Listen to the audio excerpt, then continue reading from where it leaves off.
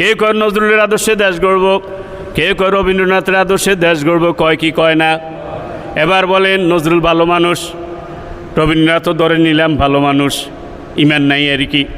কিন্তু ধরেন আপনি যে দল করেন সে দলের নেতাকেও বললাম ভালো মানুষ, কিন্তু আপনারা এই কথা বুকে হাত দিয়ে বলতে পারবেন আপনার নেতা জীবনে একটা অন্যায় করে নাই, এরকম বুকে হাত দিয়ে কেউ বলতে পারবেন? নজরুল জীবনে একটা অন্যায় করে নাই, এরকম কেউ বলতে পারবেন? রবীন্দ্রনাথ জীবনে অন্যায় করে না, এরকম কেউ কথা বলতে পারবেন? তাহলে দুনিয়ার মানুষকে যদি আপনি আদর্শ হিসেবে মানেন, দোষও আসবে গুণও আসবে, কথা কয় না? দোষও আসবে, সে মসজিদ করছে এটা ভালো গুণ, রাস্তা করছে ভালো গুণ, কথা ঠিক না বা ঠিক? আবার করুণার তেল চুরি করছে, এটা ভালো গুণ না খারাপ গুণ? কম্বল চুরি ভালো গুণ না খারাপ গুণ? কথা বলে না কেন? টিন চুরি ভালো গুণ না খারাপ গুণ? একজনের 600 বাড়ি আছে বিদেশে, কয়শো? 600 বাড়ি কোকে লাগে?